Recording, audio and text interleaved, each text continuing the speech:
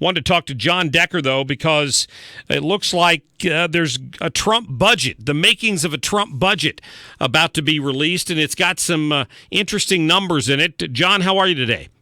Hey, I'm well. I just got out of a briefing, actually, as it relates to the budget with the OMB director. Unfortunately, I can't tell you a lot because everything that I heard in the briefing, Mark, is embargoed until 9 p.m. Eastern tonight. So I can just give you big picture items as it relates to the budget, which is going to be released tomorrow, and the budget director is going to be up on the Hill talking about it over the course of the next few days. Okay, well, let's talk about what the rumors were about it then, if you can't talk about specifics. But I saw it reported that it would cut federal support of Medicaid by about 25%, which somebody said would be $800 billion.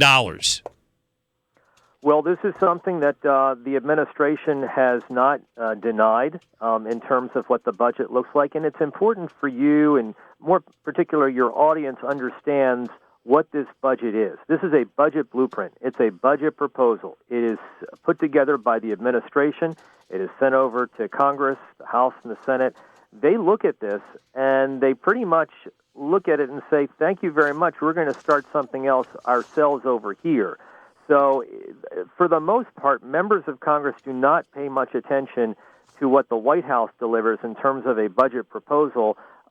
They appreciate it. It's perhaps a blueprint, perhaps a starting off point, but they do not accept it, even when it's a member of their own party that's sending the budget proposal over. Well, thinking back to the omnibus bill that passed recently, there was some controversy on the conservative point of view because there weren't enough cuts in there to certain programs and trying to reduce the deficit and any offsets, that sort of thing. And at the time, Speaker Ryan promised this is just an omnibus bill. When we move on to the main budget, we're going to be getting into more of those discussions and more of a battle, I guess, is what he was suggesting.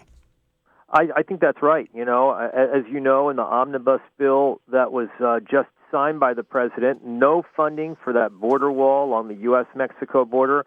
There will be funding in terms of the 2018 federal budget, and that's obviously one of those areas, Mark, as you mentioned, that is going to be one that's up for debate. There are members of both parties that are opposed to the wall. The ones who are opposed to the wall in the Republican Party are those that represent districts along the U.S.-Mexico border. So that's one of those areas. I think another area in which there will be room for debate as well is the administration's approach to foreign aid and also funding the State Department. I've already heard many members of the Republican Party, including John McCain, who chairs the Senate Armed Services Committee, that says that idea is dead on arrival as it relates to the U.S. Senate. Wow. So I have to ask, because we're talking to Jon Decker from the Fox News Radio, and I saw the release earlier that there was going to be a briefing, but the information you were going to get from Mick Mulvaney was embargoed till 9 o'clock. Why in the world did they do that? Well, I think it gives an opportunity for reporters to get some information that we did not get at the briefing in terms of charts and all of that kind of thing for the print reporters in particular to write their stories.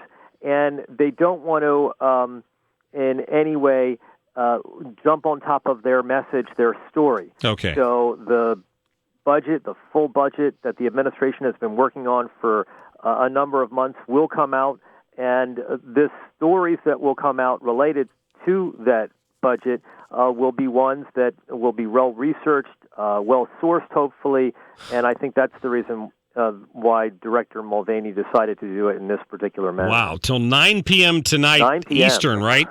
9 p.m. Yeah. Eastern. That's interesting, just in time for, I guess, some of the mainstream talking heads on cable news anyway, because the other network news will be over. Find 5 minutes to speak on it. Keep in mind the president's on his first foreign trip, so I think a lot of attention is focused on the president's speech that he gave yesterday in Saudi Arabia. Of course, he's in Israel today. I think, and of course, there's more news out regarding Michael Flynn and his notice from his lawyer that he's going to take the fifth in terms of his testimony before the Senate Intelligence Committee. So there's certainly a lot of other news that's happening here in Washington and also in the Middle East that I don't know if they'll get to the budget necessarily tonight. Yeah, that's a good point. Jon Decker, thanks so much for your time. Thanks a lot, Mark. Have a great day. You too, sir. Jon Decker, Fox News Radio. Let me get to a break. When we come back, we've got Missouri Governor Eric Greitens, who's going to be joining us to talk about the special session today, and we'll get to some of your phone calls, 314-969-9797.